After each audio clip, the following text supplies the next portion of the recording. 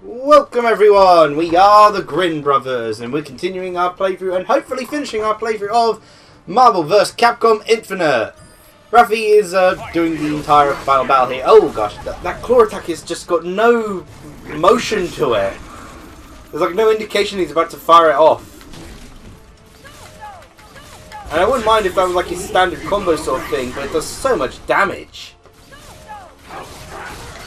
I've never seen what happens if Captain Marvel or Dante fall, whether it just switches to other characters or something. That'd be cool if it did. But, because it'd be kind of annoying if in the final fight you had to use these two.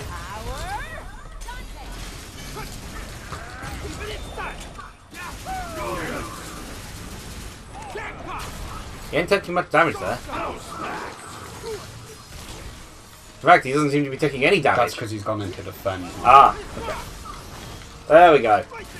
So let's see, things worth talking about. Oh, he just kind of left the screen. Yeah. Oh, he's just. Oh gosh, darn it! Even now they have to give us mooks. Something I did want to mention: Fire Emblem Heroes, a game I don't actually play because I don't have a mobile phone, but I for some reason keep reading up on about.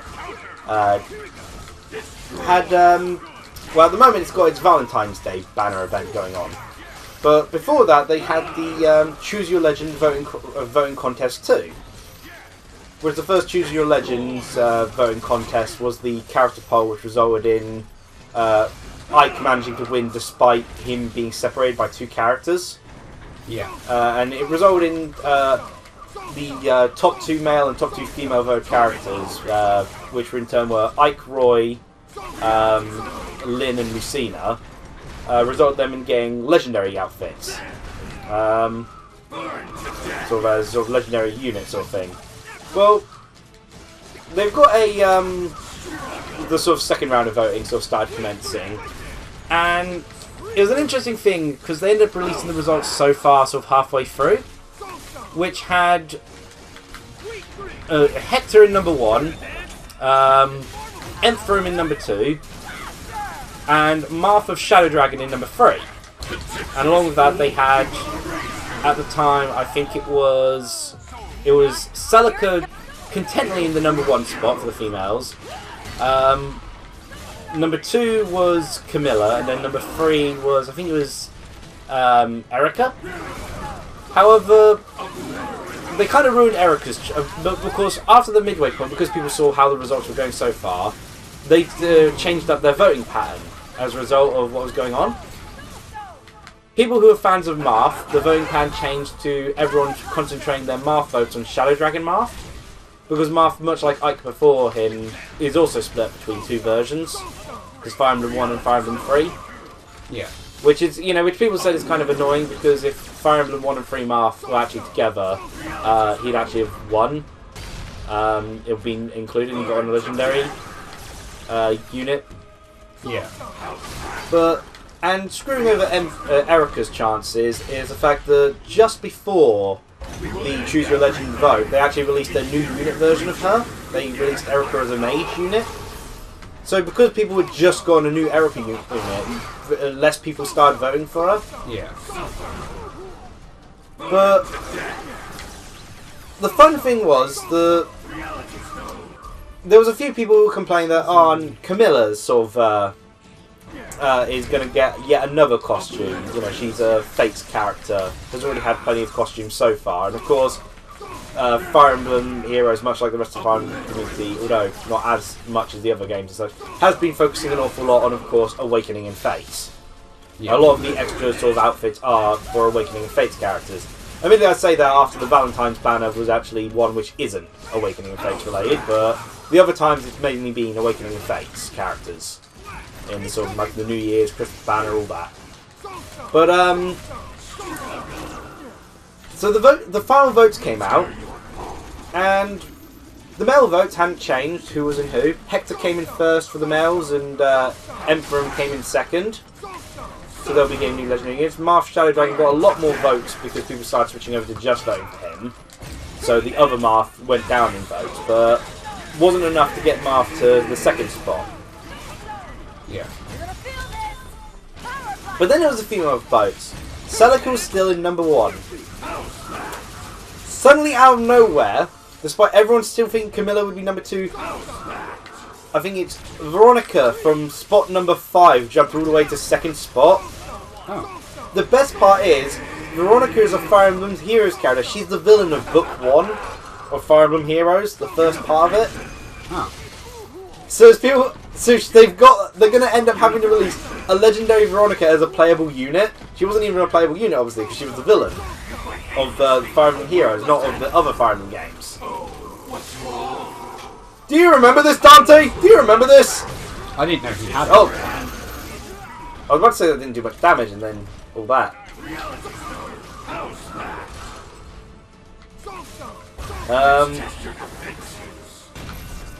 Oh, again. At least you can use Soul Stone. If they give you charge to. Because of course there's that delay of when you come out sort of thing. Yeah, I hate that. Here it comes. Dear God, she's spamming that! I can't hurt you. That is just messed up. That was a load of trash. Yeah. But yeah, so now to honour the votes thing, they're going to have to make the villain of Fire Emblem Heroes Part 1 actually playable. As a legendary unit. As one person joked about, they did the 80s Spider-Man sort of meme sort of thing, where Spider-Man encounters the other Spider-Man, and they sort of did. You got Veronica goes, so the heroes have arrived. Sharina, Alphonse, Anna, me. Because anyone playing Part 1 now could potentially get Veronica on their team to fight Veronica. Which is just hilarious.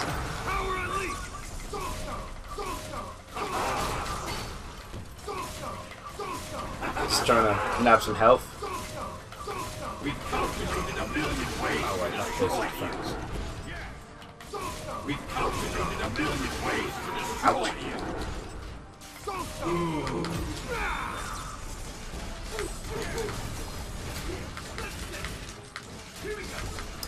It's good that they give you the Soul Stone. Also, I'm wondering why people didn't think Soul Stone was going to be a little bit broken. Well, admittedly, I'm a big fan of the Time Stone for giving a more efficient dash. Because the characters move surprisingly slow in this game. Dashing isn't very natural, I feel. They all move like Beautiful Joe. Yeah. So the Time Stone basically gives me a dash in, which I feel that the characters should naturally have, but don't, for whatever reason.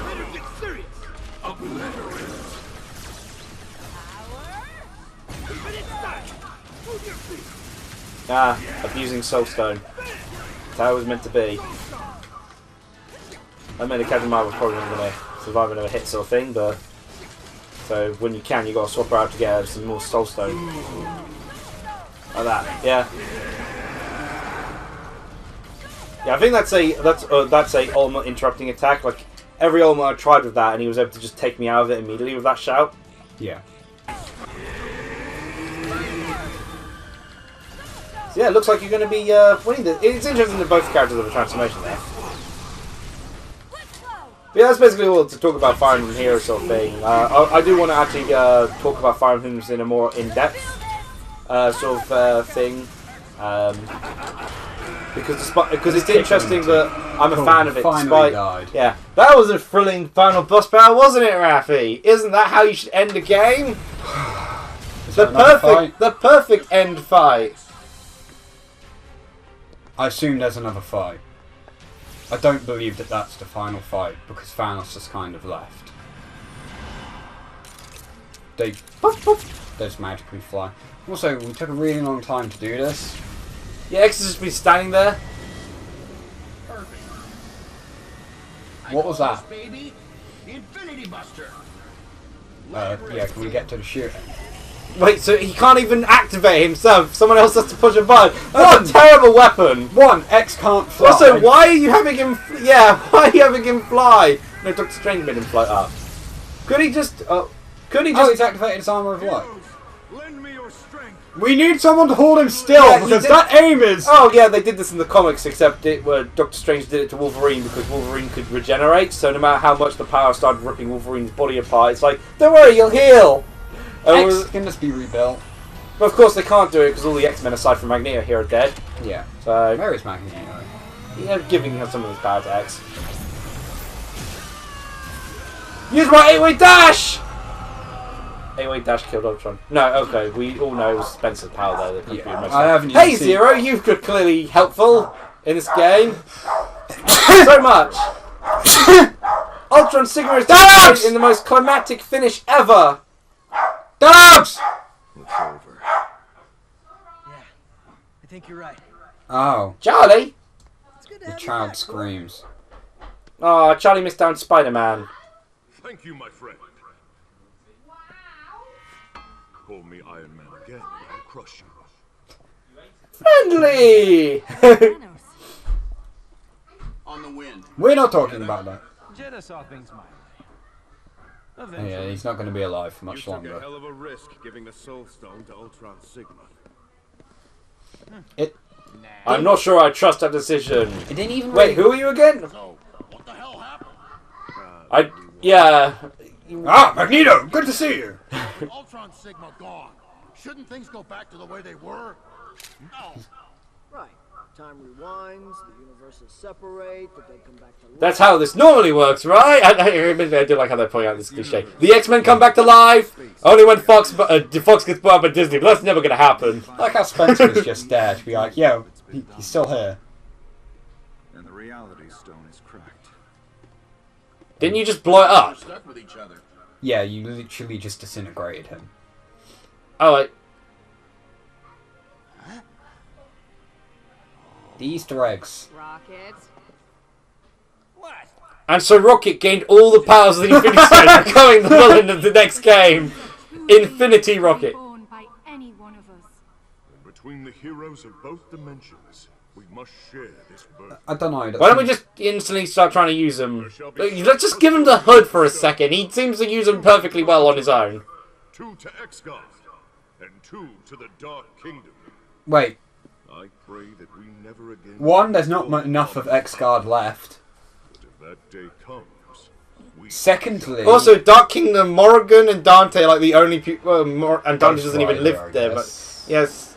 But, Dante and Ghost Rider don't even spend much of their time there in the Dark Kingdom. Morrigan's the only one who basically has a house there. Also a house up in Scotland. I don't know, let me ask my giant sharks. We honour the fallen X-Men. Every single one of them. I can't believe that happened. Together. How are they going to explain when characters that are dead come back to life in the sequel?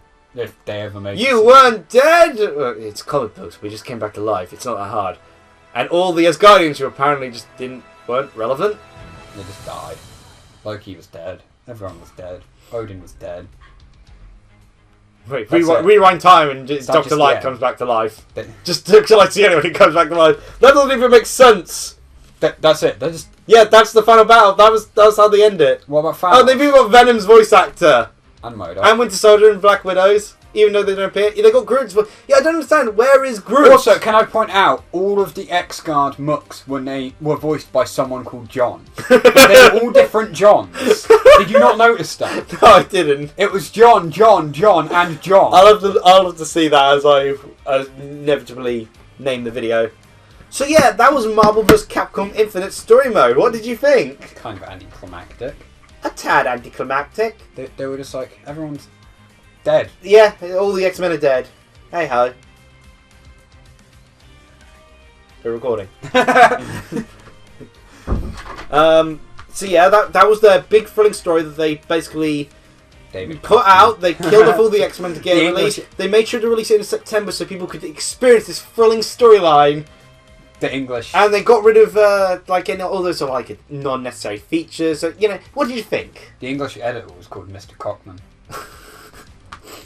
I blame Disney. I still blame Disney. I will say, at least it's... But at least it had a story. Yeah, unlike Marvel vs. Capcom 3, where they planned a story, but then they rushed it as well. But the arcade mode in Marvel vs. Capcom 3 is really good. So The styling of Marvel vs. Capcom 3 was also a lot better. Yeah. And character interaction and all that. I will say there were some highlights but character to it. interaction becomes harder because of Disney. Rocket Raccoon was great. Frank West was absolutely great. Yeah. Yeah, those two are the real stars of it. Thanos is one of the best parts about it, and he's the villain. He just kind of left. Yeah, but Thanos is one of the best parts about it. Ryu has more story here than he does in Street Fighter 5. That's Ryu, not I think, hard. is actually pretty cool in this game. My problem is... Iron Man obviously gets a lot of involvement. Captain America feels kind of voidless in a sense. Like, I feel Chris takes on more roles of what Captain America would have done. Well, when Zero Like, even exists, it's kind of hard to, be the least warranted character. Yeah, Zero just did nothing. Um, Zero has less reason to be there than Spencer or Nova. yeah, Spencer had fights. I'm still really disappointed that Dormammu and Firebrand and Nemesis popped up and then they only once. Yeah. Makes no sense. They could have been in more of it. MODOK should have been playable, and so should the Grandmaster have been playable. They both would have made sense in playable roles. Yeah. Zero didn't make any sense. He was just there. I agree with you on that. That's a thing I have to And take MODOK into... and the Grandmaster would have balanced out the character roster still anyway. Yeah. The thing is, take into consideration, when I look at character rosters now, I have to think about how do they affect the story modes. But, because certain characters make sense based off the story they have included in the game. But with this, you got a character like Zero who doesn't have any reason to be here at all. There is zero. Pun unintended. I was waiting for you to make a comment on that. You're the one that hates puns, after all. Gameplay-wise, I enjoy the gameplay, but I feel it's also a step down from Marvel vs. Capcom 3 without I prefer the idea of having it as a, two people sort of thing. I feel that might be easier to sort out. Yeah, the characters move a bit too stilted. Like the time, you want the time zone simply to have a decent dash. I play as feel- Beautiful Joe, so quite honestly, most of these characters And I feel like a godsend compared. The button layout isn't as the light, medium, heavy, and then launcher was a better button layout than light punch, heavy kick, light punch, light kick, heavy punch. Do you know what I prefer gameplay feel-wise out of all of them What? that I've played? Marvel vs. Tatsunoko? Tatsunoko vs. Capcom, in my opinion, is the best feeling one. In fact, I think it's the better one of the more recent ones anyway. It had more content than Marvel vs. Capcom 3. Yeah. It's got a good selection of characters. There is one advantage that Ultimate Marvel vs. Capcom has, and that's the fact that there were two characters in Ultimate Marvel vs. Capcom that could make people quit just by seeing them. Well, I know Phoenix Wright is one of them. Phoenix Wright when he enters turnabout mode, and most people would just abandon the game once they heard MODOK's theme. Because MODOK was such a pain to fight. It's kind of disappointing. Tatsunoko vs. Capcom. Even Kent! Tatsunoko vs. Capcom was originally going to have Phoenix Wright in it. Phoenix Wright and Vanessa were supposed to be in it. They'd even got around to... but they came up with problems with how to translate Phoenix Wright's objection thing, which they sorted out by the time of Marvel vs. Capcom. And they created turnabout mode, which made people just quit. But they were both, initially planned to be in Tatsunoko vs. Capcom. It's kind of sad that Phoenix Wright's turnabout mode is considered more of a threat than Phoenix's Dark Phoenix mode, which requires your entire team to be dead. On the one hand, I think I would have really liked them delaying the game to include Monster Hunter and Black Panther in the story mode, given they already pop up. But I can't think of what they'd do aside from fight even more mooks! Well, you'd have had a fight with them Against Ryu and Hulk, I guess. Ryu and Hulk, I guess. Yeah, I guess. But then it's a case of too much of the fight is just against minions sort of thing. Just make evil clones or something, or have more of the characters get infected sort of thing. Yeah, but they would have had Venom. Yeah, they'd Because have Venom. DLC. They would have had... They could have had Ultron make an army of Ultron and Sigma clone robots, like inferior versions of himself. That would have been an interesting thing to see. Because otherwise it's just Ultron drones. You could have had Winter Soldier possessed. Yeah. I mean, it's common for him to be on one side. Who's the other DLC? Black Widow. I don't know what you'd do with Black Widow. And like I said, take out Zero, get in the Grandmaster and MODOK sort of thing. It should have had more time. Yeah. less Disney as well. That would have helped. Yeah, I'm still blaming Disney for most of what went wrong. Because Capcom, as you said, have been making great games as of late. Yeah, Resident Evil 7 and Monster Hunter World. And all its DLC, Yeah. which, with the Hero DLC, they went... This game would be improved with more Joe Baker. It would be Joe Baker. They went, oh, we don't feel this DLC is up to the standard, so we're delaying it. Oh, what's this? I didn't know there was something at the end. That is a surprise. There is yet another way. Setting up a sequel that may never happen now. Seeking forgiveness, my love. Why do I have breasts when I'm made of dead stuff? Yeah, skeleton lady. Retribution. Thanos, there is no power that can harm me. In your universe, perhaps. The Satsui no Hado has conquered gods and demons. No, I think Azura won that fight, but okay. So, She yeah. just seems mildly amused. Oh, I'm going to die. Wait. We shall see. No, what they should have done is start having Thanos go, Hadouken! I was going And to say, then he end can it, use but- the Hadouken? Yeah, Thanos can use the Dark Hadouken. And that's their cliffhanger. Because Thanos then kills Death, I guess, and then the world can no longer die. He killed... That's their explanation of how the X-Men come back! He killed his... only Playable stage unlocked! Droid Title. Stampede. Hell's Fury Oh, unlocked. that's a title. Items. Let's see some... That's my controller that you just... Oh, that's it. Yeah. Yay. So that was Marvel's Capcom Infinite! Hey, you met your third character of your team's in the background there. I do... I like the game, but... Gameplay-wise, it feels fine. Like, it's solidly good as a fighting game. And hell, I even prefer some of the designs that are in this. I still feel of the Versus series, Tatsunoko, in my opinion, is a better one. Yeah, although I do like having 3 party members, like in Marvel vs. Capcom 3. I actually prefer the 2-player system in having the stones thing, but I guess that's more me making up for the... I think it's simpler to organise. I do miss having an assist attack. Even if there's only 2 characters, there should be an assist attack. Yeah, I'm not a huge fan of the stones. And I feel that the way they honest. tried... Ironically, a big emphasis of this was simplifying the controls, but they didn't simplify it in the way which I feel would have made more sense. Like, the controls are less simple to me than in Marvel vs. Capcom game, no longer being free, and no longer being It's light, medium, heavy. launcher. Yeah, which I feel is the most simple way you can go about it, really. I think the best one is BlazBlue. Light, medium, heavy, special. Yeah. But the other thing, the one thing that I'd say would have made it simpler than anything else, is having it so that the control motion for your attack is the same regardless of which side you're on. Yeah. So that forward circle for Hadouken is forward circle, left to even right. if you're backwards. It's always left to right. Yeah, always left to right. You never. So if you turn around, you do the same motion. You don't have to change it based on which way you're facing. I agree. Well, there should at least be an option for that in fighting games. Because people jumping over your head and mixing up your command is one of the most annoying things ever. And it's easy to be spun the wrong way. But the advantage this one has is, like, ultimate moves are still just one motion. That I don't know who that is. The thing I hate most is when it's like, oh, to use your ultimate move, it's goddamn full circle, punch and kick, and it's like, okay, yeah, but they're gonna notice me doing that. Yeah. Didn't know if you wanted to update with anything else because you may have more stuff now.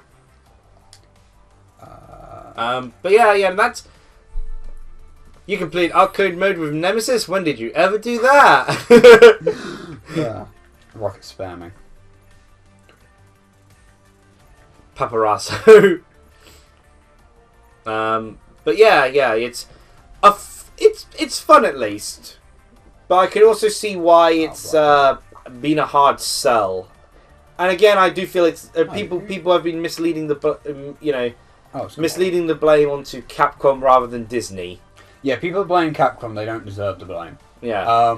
There's a lot of things to blame Capcom for, but Capcom were the ones who messed up Street Fighter V's launch. Yeah. But in this case, given the recent events, I feel it was actually more Disney's finger in the given pie. the game before this that they released was Resident Evil and its DLC, and the game just after this was Monster Hunter Worlds. Yeah. I think it's quite MODOK. My title is just MODOK. I mean, I can think the only reason that they would release this game early is so it doesn't interfere with Street Fighter V Arcade's release, which could make sense in the fact that Street Fighter V Arcade was their revival of Street Fighter V. You know, because they needed Street Fighter V to be a success. Yeah. But I feel it's I feel that's actually been the worst. You know, they should have pushed Street Fighter V Arcade back further then, and released this one either in November period or instead within the February period they usually like to put game releases. You have a slight focus on Soul there. Well, yeah, because there's no point using any of the others, I think. Again, I feel time is worth it just for the natural command. Yeah. Because that'll help me set up combos with Hagar, for instance. That's true. One perfect win. And allow me to retreat with Dormammu so I can keep launching attacks at you. Yeah. So, that was our playthrough of Marvel vs. Capcom Infinite. Hope you all enjoyed. Yeah. Bye. Cheerio!